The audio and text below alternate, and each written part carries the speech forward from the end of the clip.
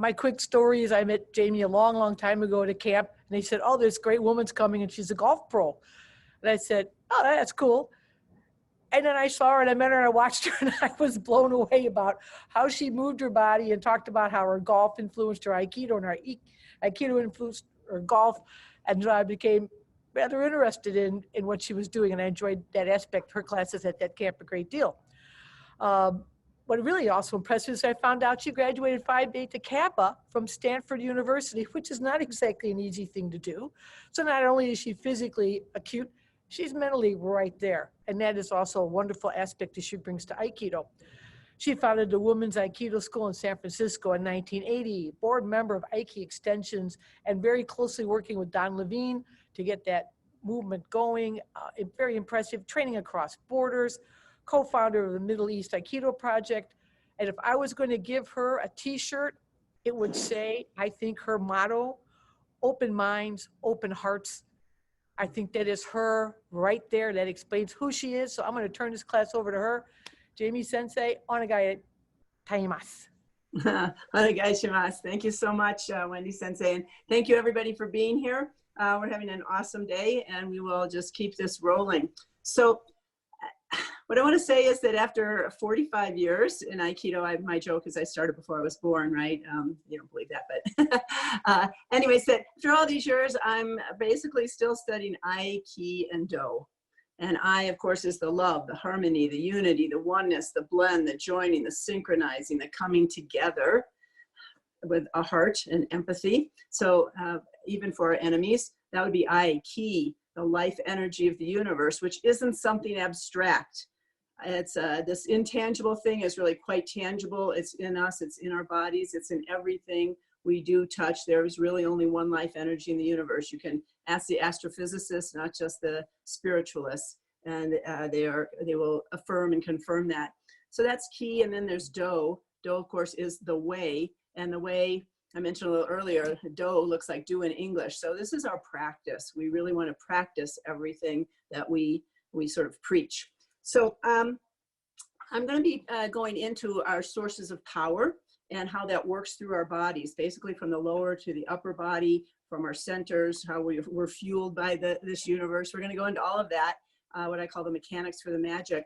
And I do have one screen I want to share, because while I didn't spend my time in Japan, although I have spent some time there, I didn't learn Japanese, but I spent a lot of time in Israel and the Middle East. And I want to share with you 4 words, phrases in Hebrew that we will apply to our Aiki, and how we can move by using Aiki, this harmonized, unified life energy, from a sort of a misunderstanding of power as being force, and rather than force, flow. And I think this is what O-sensei wanted us to learn, and he certainly embodied that and taught that. So the 4 phrases we're going to use are beautiful. I chose them very specifically. One is lasim lev, which means to put heart. And this is the phrase used in Hebrew to what we say in English, to pay attention. You know, we sort of pay attention, but we, in Hebrew, it's put lasim lev. So if you hear a teacher or a parent sort of commanding their kid to pay attention, it's not like pay attention, it's like put your heart to it, which is just a beautiful kind of, you know, commandment, shall we say. Let's put our hearts to things. The next one is merkaz, which is the word for center. You could have a sports center, a shopping center, the same way we do in English, but merkaz has from 3 root letters, the R, K, and Z, and they have to do with concentrate. Tarkiz is the concentrate to make a drink, okay? So we have this concentration of our life energy. It comes together in our center, which we will work with somatically in our bodies to experience. The next word you've probably all heard is shalom, and shalom we commonly understand as peace. We also use it in Israel. It's used to say hello and goodbye. It's like the beginning and end of things. Peace, it comes from the root letters, the sh, L, and M, and they mean wholeness. So peace is conceived of as wholeness, which another way to say that might be Aiki, when everything is integrated and coming together. There's another phrase that some of you may have heard if you are studying Kabbalah, and not just Jewish people are studying the Kabbalah, which means to receive, but that phrase is tikkun olam. I wish I could see you. I'd ask you to raise your hands if you've heard of tikkun olam, and it means to repair the world. And so we're going to look at how all of this helps us to be in a place where we repair our own world, our own mind, body, emotion, spirit system, and we can practice that in our techniques, and then we can move on to help repair the world. Okay, so with all that being said, I'd like everybody please to stand up, and I'm going to take this off of there. And good. So what we want to do is to begin to feel our life energy, and that it's not, I'm just looking at a few notes here. Okay, and our center. So what I'd like you to do is to just ask you to stand and find a good posture. And when we have proper posture, we're moving along gravity lines so that we can have an Aiki, have a blend, a joining of ourselves. We're not tensing and up against gravity. We can feel gravity and let that bring you kind of down. I want you to notice your center line, and we're going to clap our hands to find center. Okay, this is the center line, and you can move your hands off the center. You won't feel the same. Or off the center, we feel a little tension, a little tightness. Oh, excuse me, something came on here. Okay, sorry about that. So might feel a little off balance, tension, tightness, maybe an inhale. Come back to center.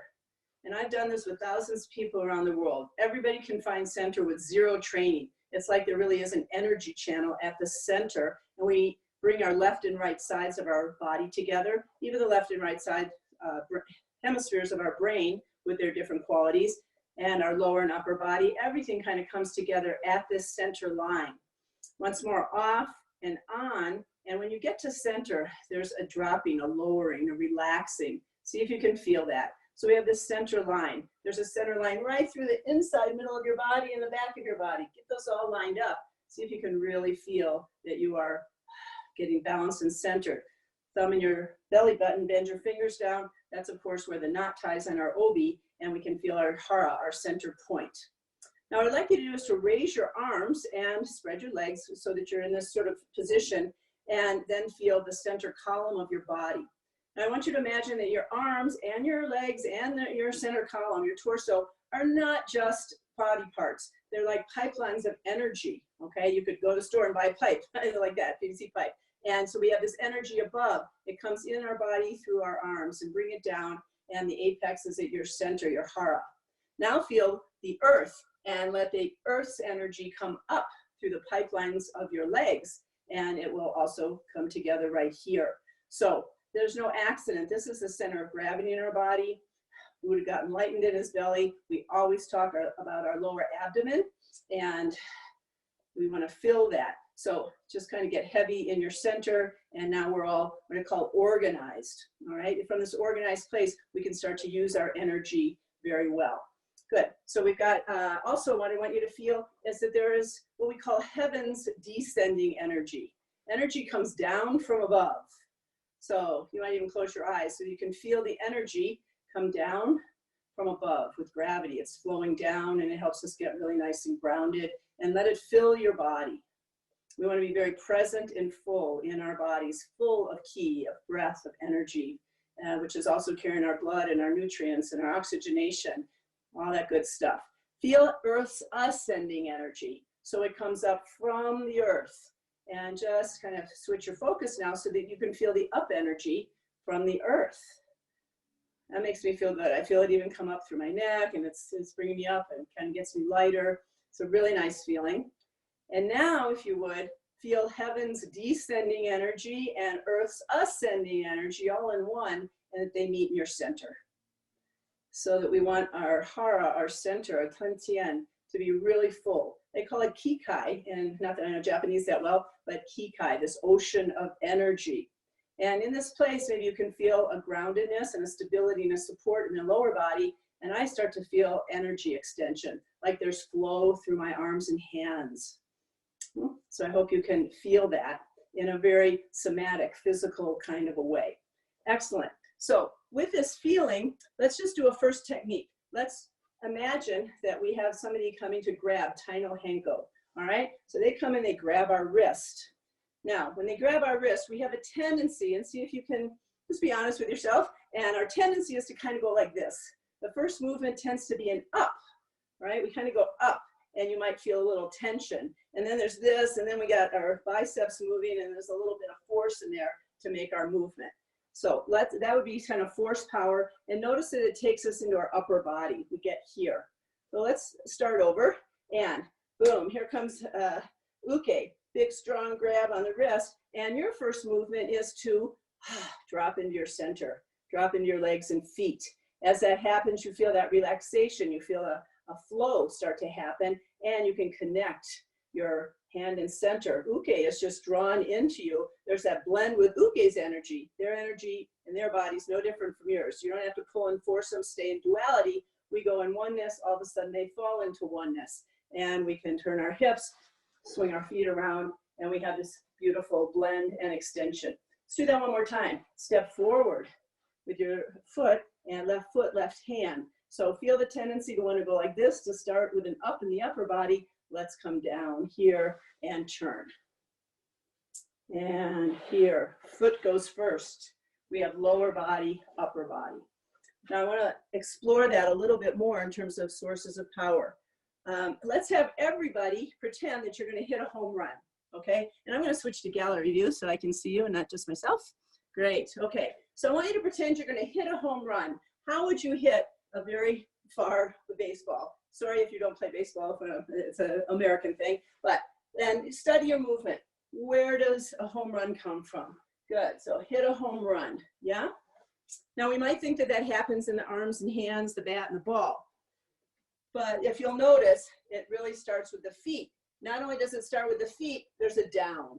So see if you can feel that. There's kind of a down and we connect, our energy goes down, we connect with it through our legs and then it comes back up. It comes back up.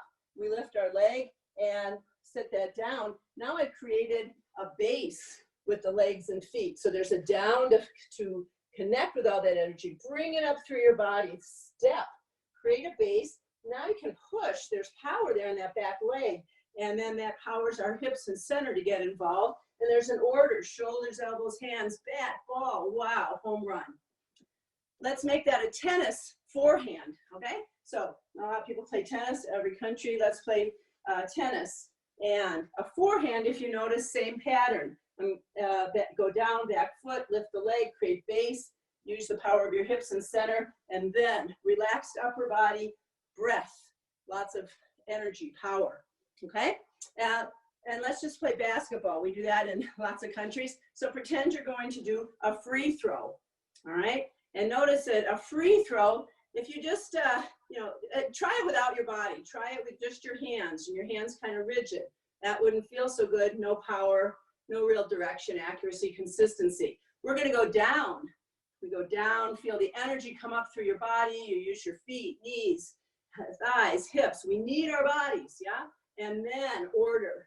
Shoulders, elbows, hands. And the upper body, the hands are actually quite relaxed. So this is how energy moves through our bodies and we get the power from below. That's really the order of movement. So I hope you're all feeling that. Now if we go back to our Taino Henko, here they come, they grab, and we really can understand why coming up and tightening isn't the way to go. We want to lower. So we lower into our legs, our base, our center, and then we relax, we draw them into our center. And then the foot moves, and then hands, center. Yes, we move with our feet and we bring them to our center. The foot moves to make a tenkan. So I want you to pay a lot of attention to put your heart to this movement and how that really works. We've got everything in our merkaz concentrated in our center, and then we can flow out and down. Let's imagine now a shomenuchi is coming at us, right? So they're coming, bam, shomenuchi. I got somebody coming at me like this. And what happens in Aikido and all martial arts, we're really studying stress in a certain sense. Stress reactions, fight, flight, freeze. And a lot of the fight is this. We go to upper body, they're coming in and boom. We organize ourselves with upper body tension, muscle power, and then react, rather than here it comes. The first thing you want to do, even when it's coming in, and see if you can feel this right now. Here comes shomenuchi for ikkyo. You're going to lower. You're going to drop. And even that allows you to start to raise your sword or your hand blade, yes? And so we drop and then we move with the lower body off the line and in. And we meet that shomen, and then the feet turn, the hips turn. I'm sorry you can't see me too well, but my foot opens up, right? See if you can feel that. When it's not just turn your hips, open your foot, that will open your hips. That sort of opens the spigot of the power in your full body. And as that happens, move the feet, then that brings the arms. The foot turns open and turns the hips. Now we're going to step in. So we're not going to try to be forcing our uke's arm or their body from our upper body in tension. They only resist, and that's limited power. We've got them here, our center's over their arm in an ikkyo. The next movement into them is with our leg and our foot, and that will off balance them, yes? And we bring in our full power, and then we take them down with our foot. So I hope that you're following this, and I'm gonna try to get it so you can see my lower body just a little bit better, and my feet. Okay, hope you're following. Let's try a shomenuchi, iriminage, okay? Once again, bam, here comes shomen, and we kind of react. We either get a little bit of freeze, or get a little bit of sort of fear, and we get small, and we get attacked. We take it in. That's not going to work. Or we fight. We go to meet it, and the fight is this force power, upper body tension. We don't want to do that. But see if you can feel like that's kind of.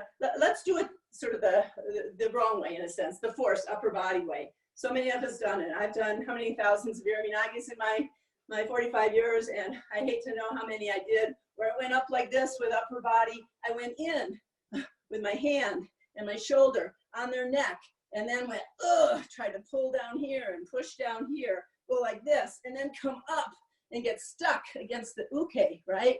And then we go like this, and then we gotta go, I wonder if you can relate, and you can hear what's happening to my voice and my breath. So we wanna come into this, Aiki center master place.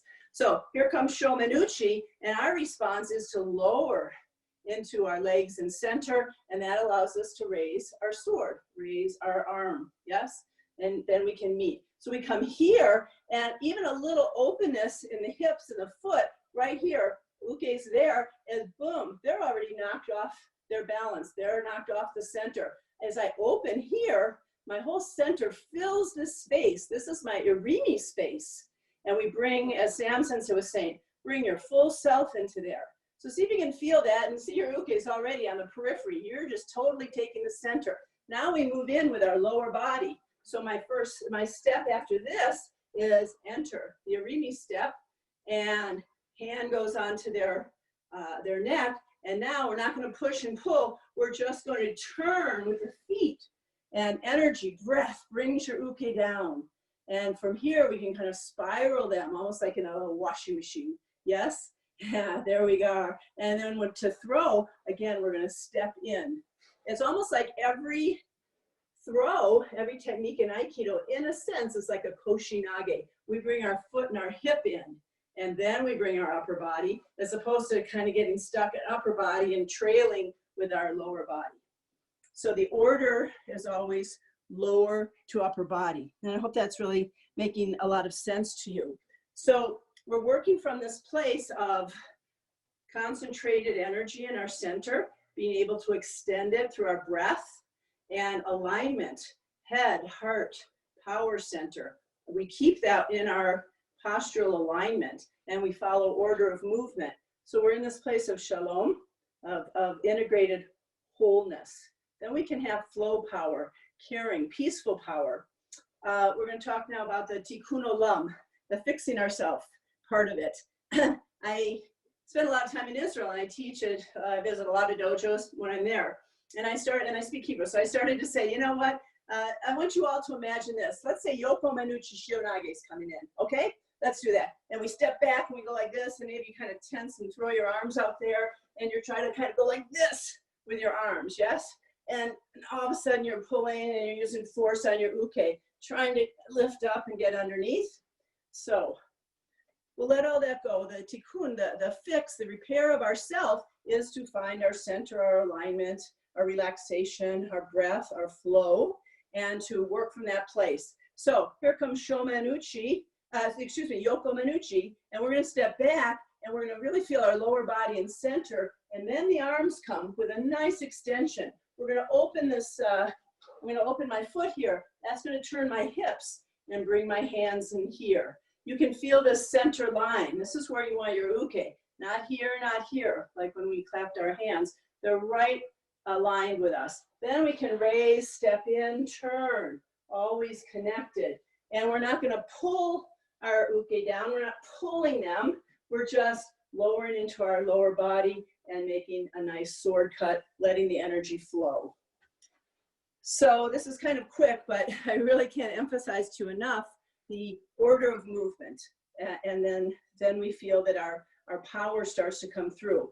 And the adjustment to make is not to say, oh God, I wish my uke was different or was nicer or softer or better. It's not about your uke. In this sense, it really is about you. And then they fall into your sphere. You correct yourself, it even helps them. And the whole world starts to move more beautifully and more powerfully. We're not sacrificing any power there. So I hope your time is really flying by quickly. I have one or two more things to say, and then we can look at the chat and see if there's any questions.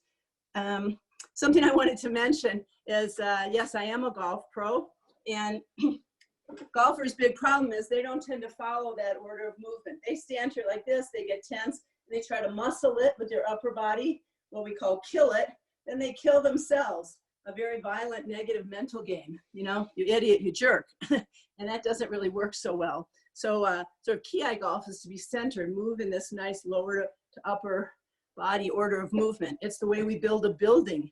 There's no second story without a first story. We tend to be in our heads. Our culture is very head-oriented. We're not in our bodies nearly enough. We just heard the secret to longevity is to work with your body and work with your spine and be flexible and continue to breathe and move. All these things are so important in order to have longevity. This sort of upper body force kind of power is a misunderstanding of power. It's not healthy. It doesn't even work. Okay, I hit the golf ball a lot farther, sort of this Aiki ki way. One other thing I just wanted to bring in from golf is that, and then we'll see if there's some questions, but I had a student some years ago who said, you know what, the problem with my golf is the ball. He did fine practice swings and he was fine until they put the ball there. It's like, I'm fine until the uke is there, right? And so what we did was we went out and we played golf without a ball. Because, you know, do swings, and we played like 3 holes. We go through all the motions as if there's a ball, you know, everything, play 3 holes, imagine our shots, etc. And then we go and put the ball back, 3 holes with the ball, 3 holes on, 3 holes off. And it was, and that we close the gap between our reactivity of performance and stress and anxiety to just practice being centered, grounded, in order, in balance, using this sort of peaceful, organized, integrated power. And closing the gap was so awesome. And I bring this up because, in a sense, during COVID, with all of our virtual trainings, we're kind of doing golf without the ball, aren't we? We're doing Aikido without the uke, yeah.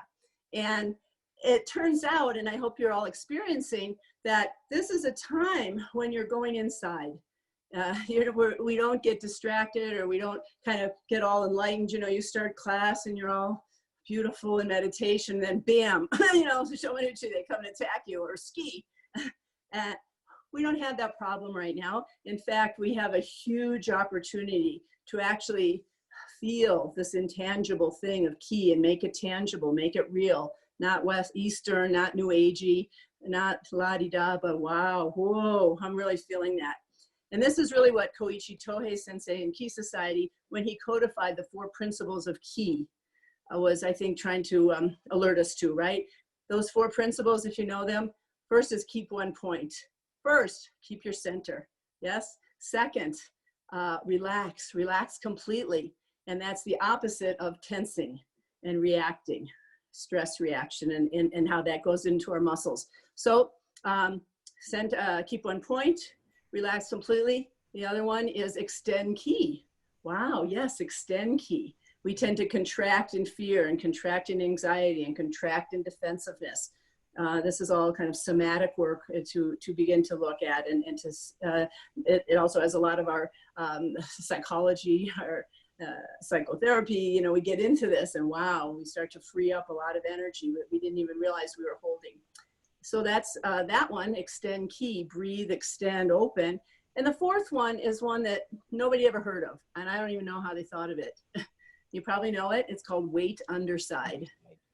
Okay, so, you know, center, relax, extend. Yeah, wait underside. What the heck's that? And why is that one of four? Which means it's that important. And wait underside. See if you can feel it, everybody. If you get tense and tight, when you breathe and relax and you go into your center and you go down into your legs and feet, you feel that down, that's weight underside. And it allows us to connect with the power of gravity. So let's say there was a ski kodagaish. Again, tendency kind of come up and then grab their hand with our force. And we're coming from top down instead of bottom up. And then, oh, like this, yes. And weight underside, center, grounds, keep that order. And we blend, we move. And right here, weight underside, gravity. Your uke is already going down like this, yes? And then we move our foot first. We come here, not from upper body and force in the biceps, the triceps, and the tight hand, right? Whoa, here. And weight underside allows us to let our extension of energy be even more powerful. So I'm kind of going quickly and connecting a lot of things, but I hope you're all, I'm sure you're all following. Wonder if there's any questions or any comments in the chat. Yes. Once again, thank you, Sensei. That, oh, no, I'm not. That was a very lovely class. Very interesting. And you got lots of nice comments in the chat room. And one of the ones I really think is interesting is, did you study Tai Chi? Are you combining Tai Chi with your Aikido? What a nice question. And I appreciate that. You know, I haven't really studied Tai Chi. I did a very little bit in the beginning. And I dip in, I must say, and through our women's martial arts seminars, we've had a chance to train with all kinds of different arts, at least a class here and there. So I've certainly done some Tai Chi, some Qigong. I do some fitness work called Bliss, which means balance, lengthen, integrate, stretch, strengthen.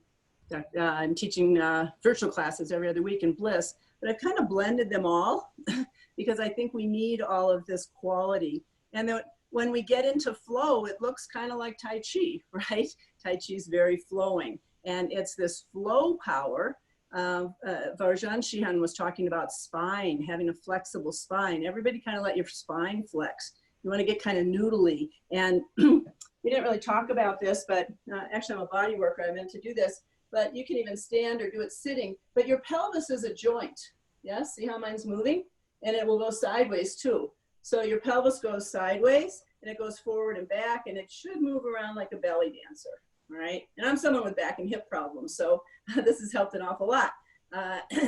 And when we know that our pelvis is a joint and that your center has anatomy to it, your center's in your belly is in your hips and over your legs and feet. It's part of your pelvis. So when you start to move your pelvis, you're moving your center, okay?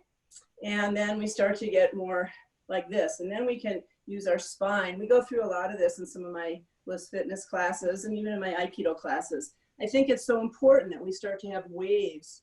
And when we talk about wave energy, we need to talk about vibration and we need to talk about waves. So I like to have the feeling on my uke, I like it when someone touches me and I go like this. My body kind of waves. Or you saw Sam Sensei's beautiful ukemi and her fish ukemi. You know, it's very wavy. It's not stiff and tight. That's blocked energy, tension. And the more you can work on your waviness and your spine and getting your joints articulated and moving that into your ukemi, okay? Then you know that you're responding with energy. And as Nage, you don't want to just go on the person. You're kind of going, ugh. And then your uke goes down like this. And then we know that we've tapped into energy, because energy has vibration and it moves through waves, like radio waves or whatever. So kind of a long answer to Tai Chi. So I haven't really done Tai Chi, but I always think that Tai Chi is the most sisterly arts to Aikido, philosophically and even in practice. But we get to be more interactive and athletic in a sense in Aikido, which is why I'm a very kind of high energy active person, so and athlete. So I went into Aikido more than Tai Chi. Okay, and we had another question about the relationship between kayaking and Aikido. Woo-hoo. That is a great question. Feels like a plant in my audience because I teach a lot. I have like whole seminars on lower body, upper body, and exercises. And I work with leaders, speakers, singers, all kinds of athletes on lower to upper body. And then their energy's flowing. They have a lot more power in what they do. But you can even hear my voice as I get connected to my lower body. When I'm only up here in my upper body, it sounds like this. There's no credibility, yeah? So kayaking is just a great example, especially when you have a spray skirt on, you know, not just sort of an open a sea kayak or something. It looks like the person, the kayaker, doesn't have a lower body, right? And that's really not true. A kayaker is not going like this. They're going to get really exhausted and really sore. A kayaker is actually using their hips and center, even though we can't see, and they're using their feet. And if you've ever learned how to roll a kayak, you know, you roll over, you got to upright your kayak so you don't drown, right? You don't suffocate and drown. The way to do that, and I tried in panic, and what happens in stress and panic is we go to upper body and force. And I panicked when I was hanging in my kayak underwater and I couldn't see and I couldn't breathe. And I'm pulling with all my upper body might. You can't ride a kayak like that for the life of you. Inside the kayak, and you ask any kayaker, they plant their feet in their boat. And with planted feet, the base, starting with the feet, then they snap their hips. Yeah, so feet, hips snap, then you move your arms, you get your paddle parallel to your boat, make this big motion from the lower body, and you can upright yourself. So that was a great question because a kayak gives the illusion of no lower body. And it's a total illusion, okay? Even driving a car, we're going like this, tense on our steering wheel. At our computer, we're like this. Yeah, we're like this on our devices. They take us all into our upper body even more than ever.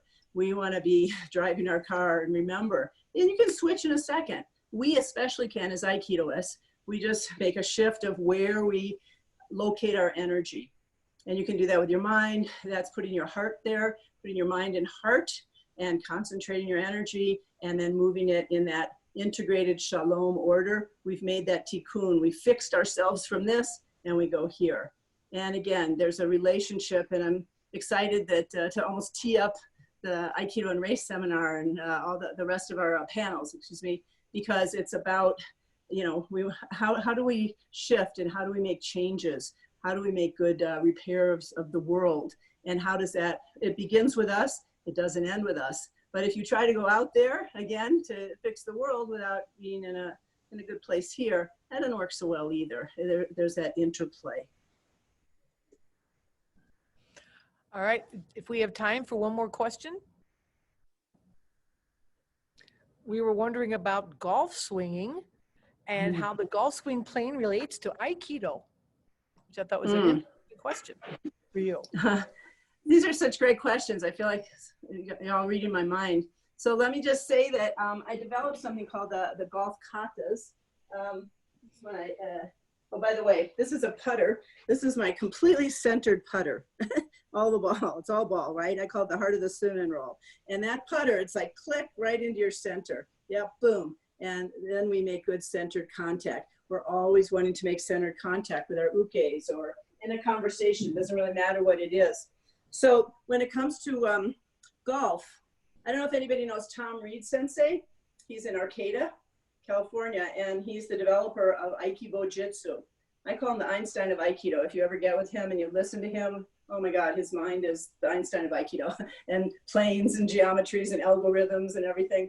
So it's been over 20 years. I was at a weapons retreat in Monterey, Aikido of Monterey, and he was doing his Aikido Jitsu. And he said there is a perfect Joe strike. And what would that perfect Joe strike be? It's actually a shinai. But from my center to, depending on the ma'ai, to my uke or my opponent, yes, and the coordinates of my arms and the ma'ai and their coordinates of their body and arms and legs and distances, right? So Einstein of Aikido math. And then if you make a Joe strike that comes perfectly from your center and boom, the tip of the Joe will, you know, hit your uke, hit the golf ball, we could say, with exponential acceleration from your center without you having to put any bit of force power in it. So you're drawing up all the energy from the earth through your center, perfect spiral, right distances. And this was before computers. Reed Sensei had the algorithms. I don't know how he did all that math, but he did. So he said there's a perfect Joe strike, and his stuff's beautiful if you ever get a chance to study Aikido Jitsu. Well, anyways, I of course said to him, Sensei, you know, I wish I could study with you. I'm in San Diego, you're in Arcata, it's too far away. He said, take long walks with your Joe. And so I'm going to leave that idea with you. He said, it'll talk to you. And I said, you know what, Sensei, pardon me, I hate that shit. You know, my Joe's not going to talk to me. And he said, no. So I started twirling around on the beach in San Diego, taking walks, and all of a sudden, it came into a golf swing. I'll just show you one kata. But I thought, you know what, there must be a perfect golf swing. So that you can twirl a Joe. We have this kind of a twirl, or we have this kind of a twirl. This would be a really cool Joe strike. I actually learned them from Satomi Sensei and Ikeda Sensei. That's and there's one that comes over the top, from here over the top. Anyways, try not to break my lamp. So here's one. I twirled back, I grabbed it. This is the hosel of the golf club. Took my golf stance, went like this. Oh my God, straight left arm, no flying elbow. Don't pull from the top to start my downswing, use my lower body. Down the line, finish up from the lower body. The long and short is, without getting too into golf, the mechanics are all the same. And that's how we do an Ikkyo, and that's how we do any technique in Aikido. And the idea of, oh, maybe there is a perfect strike or a perfect golf swing and a perfect arc where I'm not using muscle power, but letting the energy move according to these mechanics for what seems like magic.